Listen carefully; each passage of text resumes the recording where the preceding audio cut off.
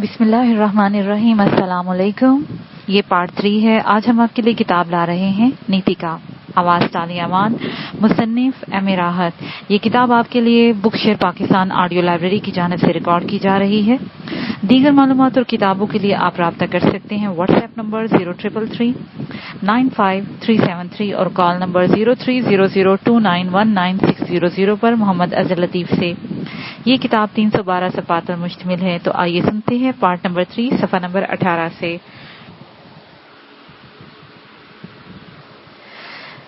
کھانے کے بعد رشید الدین صاحب نے چائے کی فرمائش کی، پھر بولے، دراصل میں نے ایک خوشخبری کا ذکر بھی کیا تھا۔ جی ہاں، میں اسی لیے بے چین ہوں۔ میں نے بیگم صاحبہ سے تمہارے بارے میں گفتگو کی تھی۔ جی بھئی، وہ لوگ میرے اوپر بہت بھروسہ کرتے ہیں۔ بیگم صاحبہ نے کہا ہے کہ نواب صاحب کے انتظار کی کیا ضرورت ہے، تمہیں رکھ لیا جائے۔ واقعی بہت خوشخبری کی بات ہے، میں نے مسرت سے کہا۔ میں نے بیگم صاحبہ کو تمہارے بارے میں بتا دیا ہے۔ کہنے لگی، تمہاری حیثیت ڈرائیور کی نہیں ہوگی، اس گھر کے ایک فرد کی مانند رہو گے۔ میں نے شکایت کا موقع نہیں دوں گا، سوال ہی پیدا نہیں ہوتا۔ تو کل سے کام شروع کر دو۔ ویسے تنہا معقول ہے میرے خیال میں، تمہارے خیال میں بلکہ کتنی تنہا ہونی چاہیے؟ تمہاری، جو آپ کے خیال میں درست ہو۔ بہرحال 350 روپے کے علاوہ دوسری مراد اور رہائش بھی اس کے علاوہ ہے۔ میں نے بیگم صاحبہ کو کہہ دیا ہے کہ تم میرے ساتھ رہو گے۔ انتہائی مناسب، میں نے کہا۔ بس تم میاں کل سے بسم اللہ کرو، رشید الدین صاحب نے کہا، اور میں نے گردن ہلا دی۔ یوں اس عجیب و غریب دن کا اختتام ہوا۔ لیکن یہ حیرت انگیز واقعہ میرے لیے بڑی ہی سنگین حیثیت رکھتا تھا۔ میں سوچ رہا تھا کہ اگر میں بہک جاتا تو حالات کیا ہوتے، لیکن خود پر اعتماد بھی تھا، اور پھر میں پھسلنے والوں میں سے نہیں تھا۔ خدا کا شکر ہے، ضمیر بھی رکھتا ہوں، اور اسی کی وجہ سے نقصان میں تھا، ورنہ کیا تھا؟ والد صاحب کی 3 اذیتیں تکلیفیں برداشت کر لیتا، زلیخا کے بارے میں حالات بدل لیتا، اور یوں گھر بھر میں بازی مار لیتا، جبکہ میرا نمبر 6 تھا۔ دوسرے دن مجھے رشید الدین صاحب اپنے ساتھ ہی لے گئے۔ گونواب فیروز الدین صاحب کی کوٹھی اس رہائش گاہ سے ملحقہ تھی، لیکن میں کبھی اس طرف پھٹکا بھی نہیں تھا۔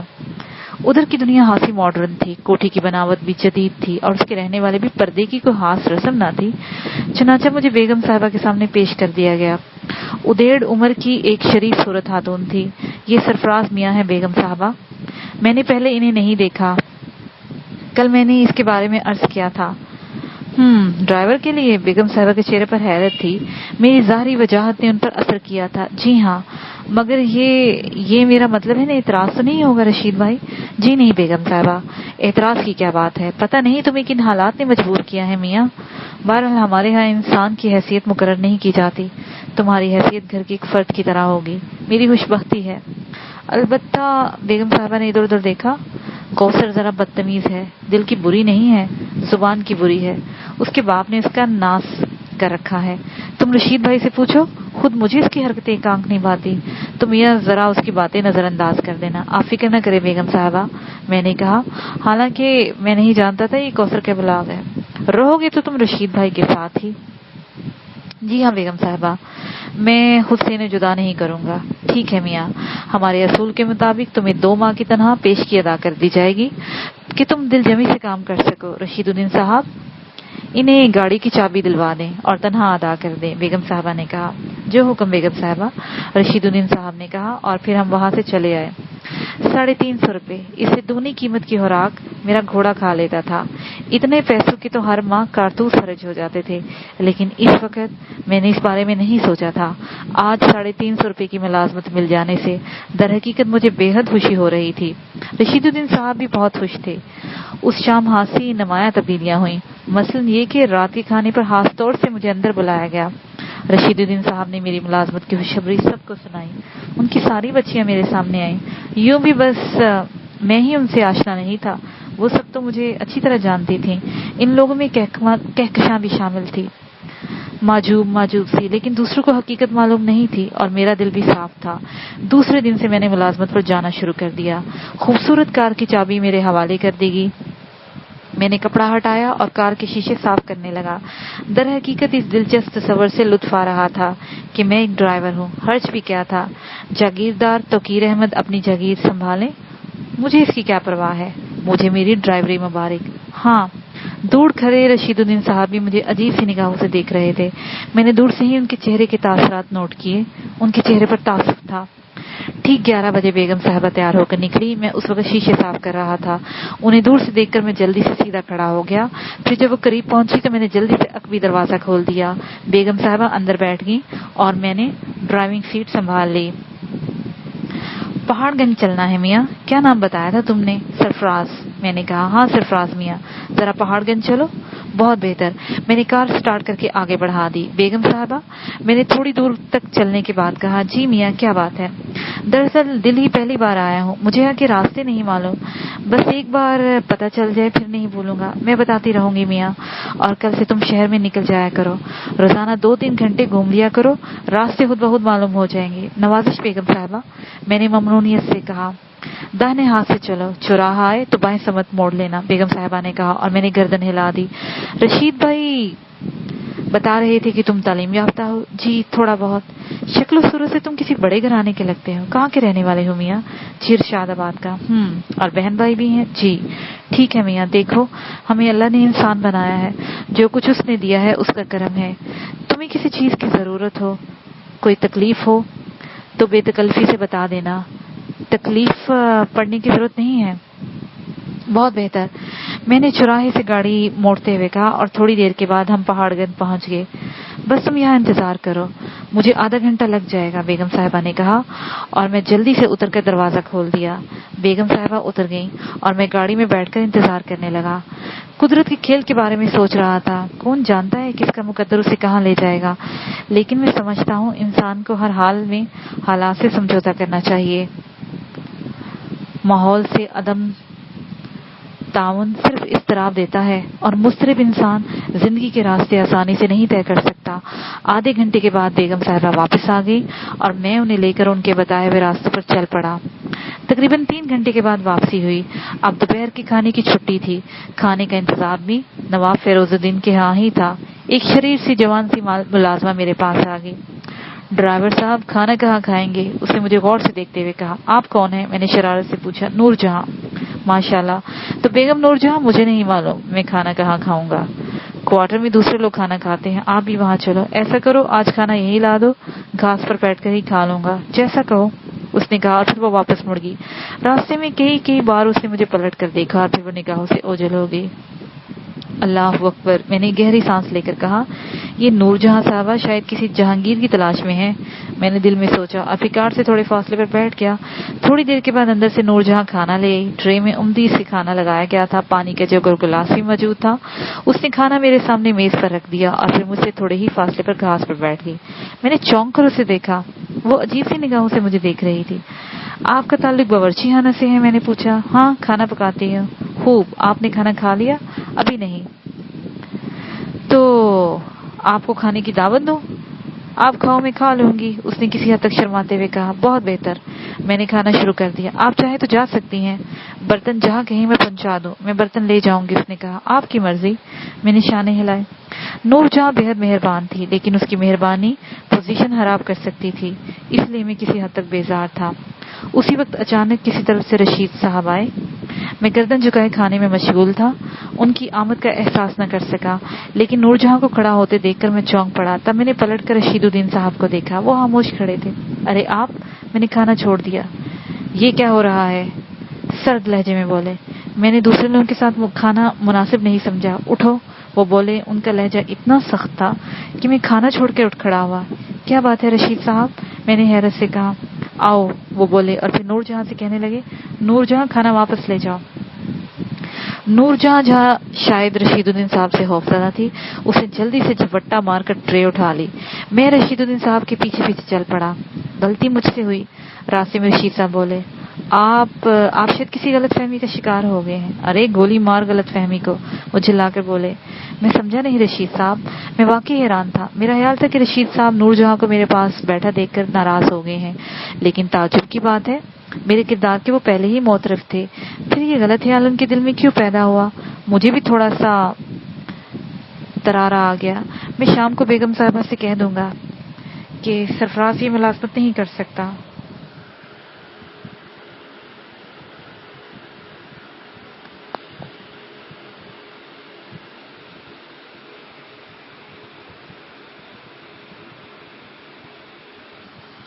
میں آپ کی غلط فہمی پر حیران ہوں رشید صاحب، میں نے احتجاجی انداز میں کہا۔ غلط فہمی یعنی میں اندھا ہوں؟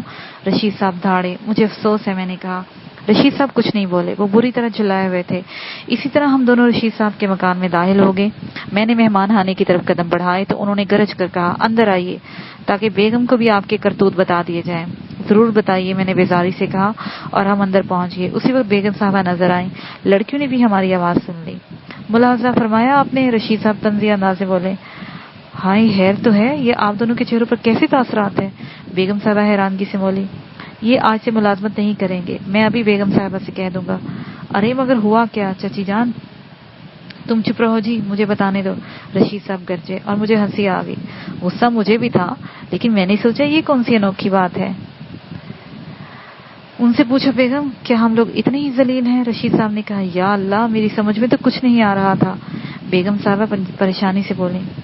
کپڑا لے کر گاڑی صاف کر رہے تھے، کیا یہ ذمہ داری بھی ڈرائیور کی ہے؟ رشید صاحب کلکلائے اور میں چونک کر ان کی شکل دیکھنے لگا۔ بیگم صاحبہ کے چہرے پر بھی اداسی دوڑ گئی۔ تو اس میں اس کی کیا عطا ہے؟ آپ نے اسے ملازمت ہی ایسی دلوا دی ہے؟ ارے یہ خود میرے پیچھے پڑے ہوئے تھے، نواب صاحب کا انتظار بھی کیا جا سکتا تھا۔ ہاں میاں، یہ زیادتی ہے، اللہ نہ کرے۔ تمہاری 2 روٹیاں ہم پر بھاری تو نہیں تھی، لیکن چچی جان، میں نے کہنا چاہا۔ ارے اور بھی سنو، دل چاہتا ہے کہ کھال کھینچ لو، رشید صاحب گرائے، اور اس جملے پر پھر ہنسی آ گئی مجھے۔ غصہ ٹھنڈا کریں، بتائے تو صحیح کیا بات ہے؟ کھانا کھا رہے تھے برہودار، گھاس پر بیٹھ کر، ملازموں کا کھانا۔ ان سے پوچھو بیگم، انہوں نے ہمیں ذلیل کیوں کیا؟ کیا یہ گھر ان کا نہیں ہے؟ سارے تاج محل گھر اگر گر بھی پڑے، کھانے کے لیے گھر نہیں تھا؟ رشید صاحب، میری آواز لرز گئی۔ میں نے دل ہی دل میں خود پر نفرت کی۔ کیا غلط بات سوچی تھی میں نے؟ بات صرف اتنی تھی کہ رشید صاحب کو میرا اس طرح گھاس پر بیٹھ کر کھانا ناگوار گزرا تھا۔ میں کہتا ہوں بات مت کرو، دل ہون ہو گیا ہے تمہیں اس طرح بیٹھ کر کھانا کھاتے دیکھ کر۔ اگر میرا بیٹا ہوتا تو وہ اپنے گھر سے اتنا اجتناب کرتا؟ رشید صاحب کی آواز بھر آ گئی۔ اس محبت، اس خلوص نے میرے دل پر ایک گولا سا اٹھا تھا۔ بیگم صاحبہ بھی خاموش تھی اور لڑکیوں کے چہرے پر بھی اداسی دوڑ گئی۔ میں شرمندہ ہوں رشید صاحب، اگر آپ کو یہ بات ناگوار گزری ہے تو میں معافی چاہتا ہوں، آئندہ ایسی غلطی نہیں کروں گا، میں نے افسردگی سے کہا۔ بیٹے، ہم تمہارے کچھ نہیں ہیں، لیکن تم نے ہمیں اپنا نہیں سمجھا، ہماری یہ خوشی ہم سے نہ چھینو، بیگم صاحبہ نے افسردہ لہجے میں کہا۔ مجھے احساس ہے چچی جان، نادستگی میں مجھ سے یہ غلطی سرزد ہو گئی ہے، قسم سے میں آئندہ وہاں کی کوئی چیز نہیں کھاؤں گا۔ اگر آپ انہیں کچھ کھاتے دیکھے ابو جان تو لکڑی لے کر وہیں پٹائی شروع کر دیں، افشا نے کہا، اور اس کے جملے نے ماحول یکدم بدل دیا۔ میں ہنس پڑا، لڑکیاں بھی ہنسنے لگی، بیگم صاحبہ بھی مسکراہٹ نہ روک سکی، اور رشید صاحب بھی افشا کو گھورنے لگے۔ پرائے گھر میں کچھ کھانا بری بات ہے نا؟ افشا پھر بولی۔ کھایا بھی تو نہیں چچی جان، 2-3 لقمے ہی لیے تھے، اب بھوک لگ رہی ہے، چلے چھوڑیے، منہ ہاتھ دھو لیں، کھانا تیار ہے، بیگم صاحبہ نے کہا۔ چلو، رشید صاحب مجھے دے کر گرجے، اور میں جلدی سے باتھ روم کی طرف چل پڑا۔ لڑکیاں ابھی تک ہنس رہی تھیں۔ کھانے کی میز پر رشید صاحب سنجیدگی سے بولے، بس میں یہ ملازمت تمہیں نہیں کرنے دوں گا، نواب صاحب کو آ جانے دو، اس میں کوئی حرج نہیں ہے رشید صاحب، میں آئندہ احتیاط رکھوں گا۔ میں تمہیں کار صاف کرتے نہیں دیکھ سکتا سرفراز، مجھے اتنا پیار نہ دے رشید صاحب کہ میں اسے نبھا نہ سکوں۔ ہمیں اس پیار کا بدلہ نہیں چاہیے بیٹے، بس ایک آس رہنے دو، رشید صاحب جذباتی آواز میں بولے۔ آپ مجھے کام کرنے کی اجازت دے دیں، میں وعدہ کرتا ہوں کہ کوئی گری ہوئی حرکت نہیں کروں گا۔ ٹھیک ہے، کار کوئی دوسرا صاف کر دیا کرے گا، میں اسے تمہارے حوالے کر دوں گا، بہتر ہے، میں نے کہا، اور اس رات میں رشید صاحب اور ان کے گھرانے کے خلوص کے بارے میں سوچتا رہا۔ میں ان لوگوں کی محبت کا کیا جواب دے سکوں گا، میں نہیں جانتا میں کتنا وقت ان کے ساتھ گزار سکتا ہوں۔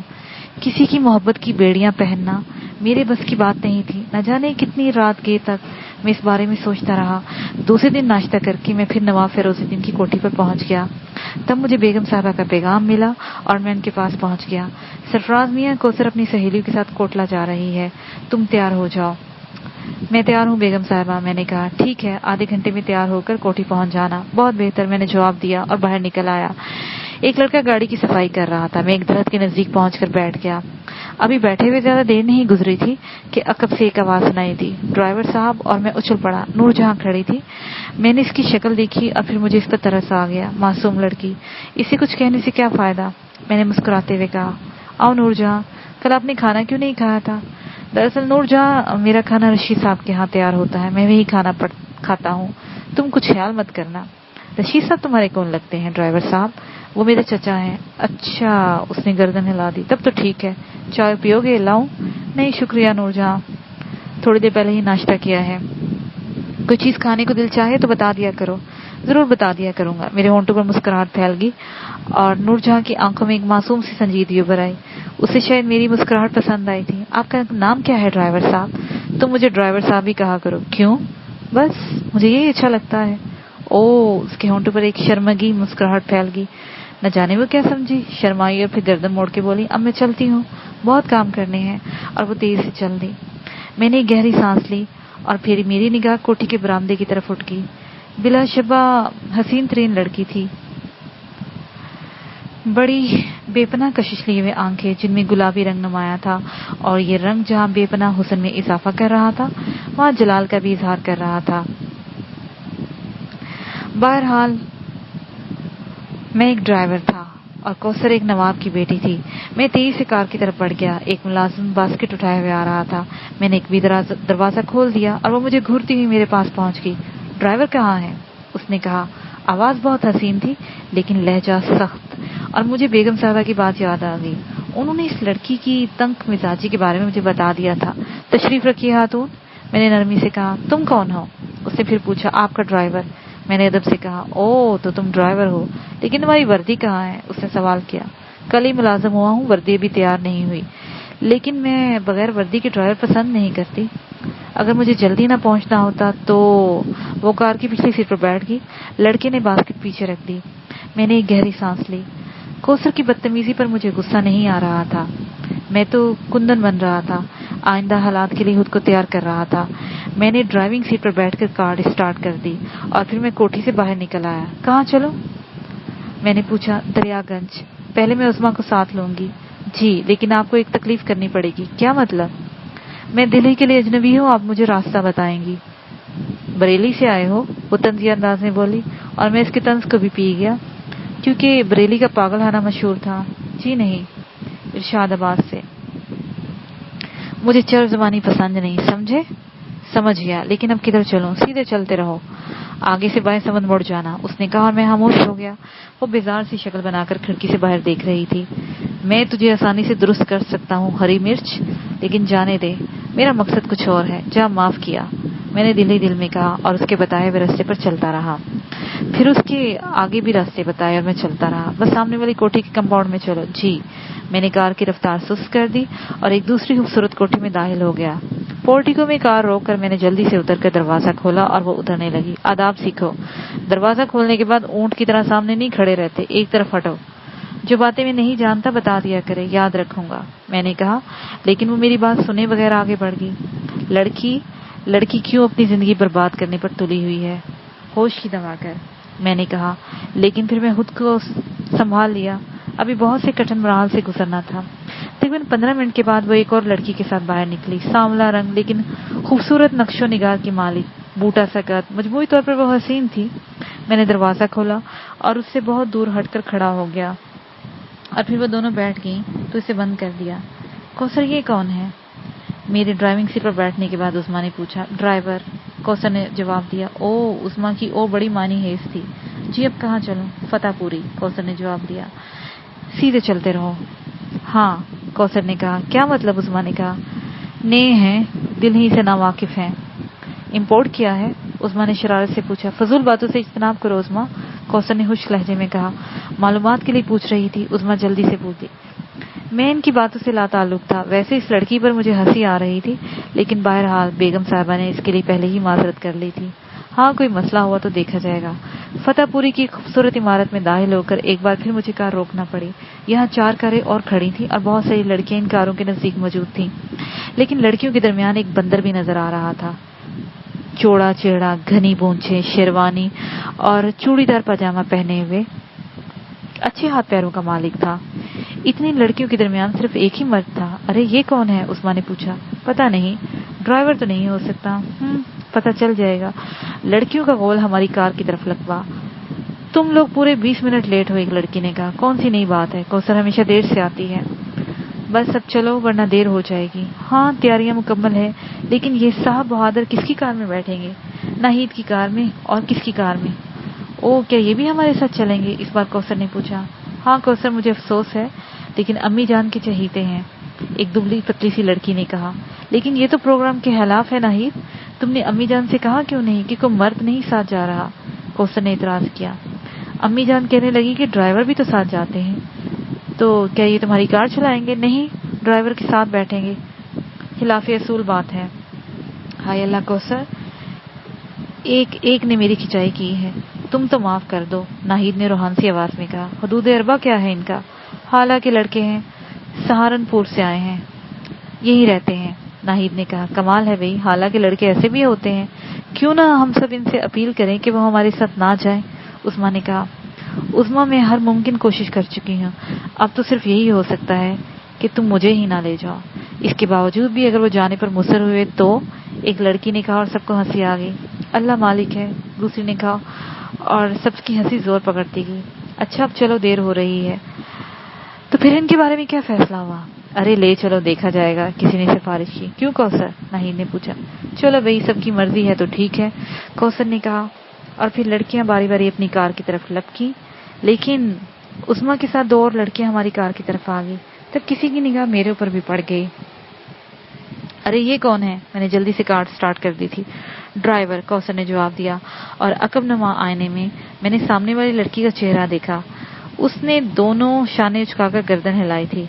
کاریں ایک ایک کر کے کوٹھی سے نکل آئیں. میں نے جان بوجھ کر انہیں آگے جانے کا راستہ دے دیا تھا تاکہ ان کے نقش ٹائر پر چلتا رہوں. ان حضرت سے ناہید کا کوئی سلسلہ ہے, ایک لڑکی نے کہا. یہ صوفیہ ہمیشہ سلسلوں کے چکروں میں رہتی ہے, عظمیٰ بولی. دراصل میں مسلسل ہوں, صوفیہ نے کہا, اور لڑکیاں ہنسنے لگیں. میں پتھر کی بت کی مانند خاموش تھا. ابھی تک میں نے چہرے کے تاثرات سے کوئی اظہار نہ ہونے دیا تھا. فیروز شاہ کے کوٹلے پر سفر ختم ہو گیا. لڑکیاں اس پرفضا مقام پر کاروں سے اتر گئیں. کھانے پینے کی چیزیں ساتھ لائی تھی. پکنک کا انداز تھا. باقی تینوں کاروں کے ڈرائیور بھی نیچے اتر آئے. وہ میرے قریب پہنچ گئے. آپس میں تعارف کیا گیا. ان کی باتیں ڈرائیوروں کی سی تھی جن سے میں بہت جلد بور ہو گیا, اور پھر میں ایک طرف چل پڑا. میں نے ایک ایسی جگہ سنبھال لی جہاں سے میں لڑکیوں پر بھی نگاہ رکھ سکتا تھا. رنگین لباسوں کے درمیان شیروانی باقاعدگی سے گھسی ہوئی تھی. مونچھوں والا نوجوان بہت خوش تھا. میں نے اس کے چہرے سے ہی اندازہ لگا لیا تھا کہ وہ کوئی اچھا آدمی نہیں ہے. اس کی آنکھوں میں ہوس تھی اور منہ اس انداز میں پھیلا ہوا تھا جیسے کہہ رہا ہو کہ ہائے ساری, اتنی ساری. ویسے لڑکیاں اس کی وجہ سے زیادہ فری نہیں ہو رہی تھی آپس میں. چنانچہ نہ جانے کس طرح اسے محفل سے نکال دیا گیا. اس کی گردن لٹکی ہوئی تھی اور وہ اسی طرف آ رہا تھا جدھر میں موجود تھا, لیکن اس نے مجھے نہیں دیکھا تھا. جب وہ میرے قریب آیا تو میں نے اسے مخاطب کیا. اے سنو. اور وہ ٹھٹک گیا, رکا اور مجھے دیکھا, پھر میری طرف آ گیا. کیا بات ہے, کیسے چلا آئے؟ تم کون ہو؟ ڈرائیور. اور ہاں شاید میں نے تمہیں دیکھا تھا, وہ سفید گاڑی تم ہی چلا رہے تھے نا؟ ہاں. تب تم سے دوستی گانٹنی پڑے گی, اس نے معنی خیز انداز میں کہا. کیا مطلب؟ میں نے پوچھا. یار کیا نام ہے اس کا؟ کس کا؟ ارے وہی تمہاری کار کی مالکن کا. اس نے ہنستے ہوئے 10 کا نوٹ نکالا اور میری جیب میں ٹھونس گیا. میں ہکا بکا رہ گیا, لیکن مجھے یقین نہیں تھا. ویسے تھا تو وہ اچھے خاصے تنوتوش کا مالک, لیکن مجھے اس بات کا آسانی سے یقین تھا میں اسے اٹھا کے یہاں سے آسانی سے پٹک سکتا ہوں. میرا دل چاہ رہا تھا اس کے جبڑے توڑ دوں, لیکن اچانک میرے ذہن میں ایک اور خیال آیا. مغرور لڑکی کو کیوں نہ اس انداز میں سزا دی جائے. ویری گڈ, تفریح رہے گی اور اس گدے کا دماغ بھی درست ہو جائے گا. شاید تم کوثر کی بات کر رہے ہو, میں نے کہا, اور اس نے دونوں ہاتھ سینے پر رکھ دیے. ہائے کوثر, لٹ گئے یار ہم تو, اب زندگی دشوار ہو گئی ہے, اس نے عاشقانہ انداز میں کہا. واقعی؟ میں نے حیرت سے آنکھیں پھاڑی. قسم اللہ کی, اپنا تو لوٹا ہو گیا. کیا ہو گیا؟ میں نے حیرت سے کہا. جانے دے یار, کام کی بات کر. لونڈیا کیسے مزاج کی ہے؟ بہت عمدہ, بڑی رومانٹک, میں نے مسکراتے ہوئے کہا. ہائے ہم تو گئے کام سے استاد, اب تو ہی ہماری مدد کر سکتا ہے. 1000-1200 خرچ ہو جائے تو پرواہ نہیں. قسم اللہ کی تمہیں سب دے دیں گے. چاہتے کیا ہے آپ؟ میں نے رازدارانہ انداز میں پوچھا. ابھی یہ بھی کوئی پوچھنے کی بات ہے؟ کبھی عشق نہیں کیا؟ شیروانی والے حضرت نے حیرت سے پوچھا. نہیں, میں نے گردن ہلا دی. بونگے رہو گے, وہ برا سا منہ بنا کے بولے. خیر چھوڑو, کوئی ترکیب کرو, اپنی اس سے یاری ہو جائے. میں کیا ترکیب کروں؟ اب یہ بھی مجھے ہی بتانا پڑے گا. خیر سوچنے دو. وہ خاموش ہو کر کچھ سوچتا رہا، پھر اس نے پوچھا، ابھی اس کے گھر کا پتہ کیا ہے؟ اور میں نے اطمینان سے نواب فیروز الدین کی کوٹھی کا پتہ بتا دیا۔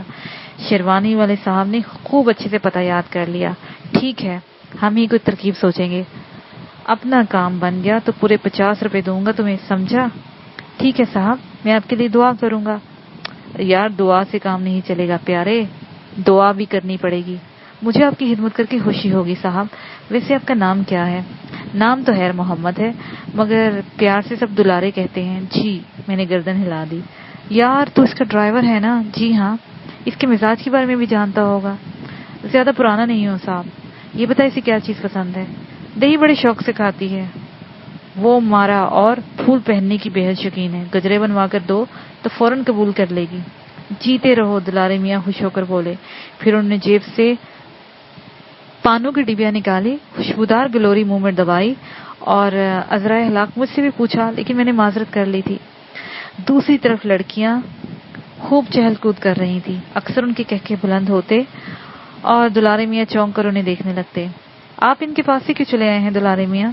بس یوں ہی، ناہید نے کہا تھا کہ وہ ذرا پرائیویٹ گفتگو کریں گی۔ دلارے میاں نے کہا، تب تک تو کر چکی ہوں گی۔ ہاں، مگر اس طرح کیسے کام چلے گا؟ میں نے کہا، کیا مطلب؟ دلارے میاں رازدارانہ انداز میں بولے۔ آپ تو بالکل اناڑی ہیں دلارے میاں۔ کبھی عشق نہیں کیا میں نے، لیکن میں لڑکیوں کے بارے میں اچھی طرح جانتا ہوں۔ کیا جانتے ہو؟ دلارے میاں پوری طرح متوجہ ہو گئے۔ آپ ان سے دور دور رہتے تو اس طرح یہ آپ سے متاثر نہیں ہوگی۔ آپ ان کے پاس جائیے، انہیں لطیفے سنائیے، ہنسنے ہنسانے والوں سے لڑکیاں بڑی خوش رہتی ہیں۔ خاص طور سے کوثر کو مخاطب کریں، اس کی طرف جب بھی آپ دیکھیں گے آنکھوں کو نشیدہ بنا لیں، اور جب آپ اس سے گفتگو کریں تو اس کا ہاتھ پکڑ لیں، کوئی حرج نہیں، لیکن اندازہ نہ ہو سکے کہ آپ نے جان بوجھ کر ایسا کیا ہے، بلکہ یہ پتہ چلے کہ آپ نے بے اختیار ہو کر ایسا کیا ہے۔ یہ تو تم نے بڑے کام کی بات بتائی ہے۔ لاکھ روپے کی بات بولی ہے، پورے لاکھ روپے کی۔ جیتے رہو پیارے، میں جا رہا ہوں، دعا کرنا، دلارے میاں نے کہا، اور میرے پاس سے اٹھ کر ٹہلنے والے انداز میں آگے بڑھ گئے۔ دلارے میاں نے کہا، میرے پیٹ میں تو کہکہے مچل رہے تھے، دل چاہ رہا تھا کہ میں بھی جا کے ان کی گفتگو سنوں۔ اسی تلاش میں نے چاروں طرف دیکھا، اتفاق سے جس جگہ لڑکیاں بیٹھی ہوئی تھی اس طرف ایک باڑ بھی لگی ہوئی تھی، لیکن دوسری طرف جانے کا راستہ بہت آگے سے تھا۔ باڑ بھی تقریباً 6 فٹ اونچی اور گھنی تھی، اس لیے میں ان کی گفتگو سننے کے لیے اس طرف چلا گیا۔ اب ان کی گفتگو سننے کے لیے اس سے عمدہ جگہ نہیں ہو سکتی تھی۔ میں اٹھا اور دوسری طرف جانے والے راستے کی طرف چل پڑا۔ ان لوگوں کی نگاہوں سے دور ہو کر میں نے دوڑنا شروع کر دیا۔ میں دلارے میاں کی قیمتی الفاظ سے محروم نہیں رہنا چاہتا تھا۔ چنانچہ تھوڑی دیر کے بعد میں دوسری طرف پہنچ گیا اور پھر میں دم ساتھ کر باڑ کے ساتھ بیٹھ گیا۔ دلارے میاں شاید ابھی بھی پہنچے تھے۔ فرمائیے دلارے بھیا، یہ ناہید کی آواز تھی۔ کیا فرماؤں؟ دلارے میاں بولے۔ کیسے تشریف لے آئے؟ یعنی ابھی بھی آپ کی پرائیویٹ گفتگو ختم نہیں ہوئی؟ جی نہیں، آپ ابھی ادھر ہی بیٹھے۔ یہ ظلم ہے قسم اللہ کی، میں اکیلا کہاں جاؤں؟ تمہارے ساتھ آیا۔ ایک لطیفہ سنو، ایک قصائی تھا۔ پہلے لطیفہ پھر کوئی اور بات۔ دلارے میاں اس کے احتجاج کو نظر انداز کر کے بولے، سن بھی لو تاکہ میں جلدی سے دفع ہو جاؤں۔ یہ صورتحال تکلیف دہ ہے ناہید، کسی اور لڑکی نے سنجیدگی سے کہا۔ اللہ دلارے بھائی، آپ بلا وجہ ہمارے ساتھ چلے آئے اور اب آپ ہمیں پریشان کر رہے ہیں۔ براہ کرم آپ ہم سے باتیں کرتے رہیں، ہمیں کوئی اعتراض نہیں، لیکن پلیز یہ لطیفے جا کے آپ ڈرائیور کے ساتھ بیٹھ کے آپ اسے سنا سکتے ہیں۔ تم میری توہین کر رہی ہو ناہید، گویا میں ڈرائیوروں کے ساتھ بیٹھنے کے قابل ہوں۔ میں تمہاری اور دوسری لڑکیوں کی پرواہ نہیں کرتا۔ آئیے کوثر، ہم لوگ الگ چل کر بیٹھتے ہیں۔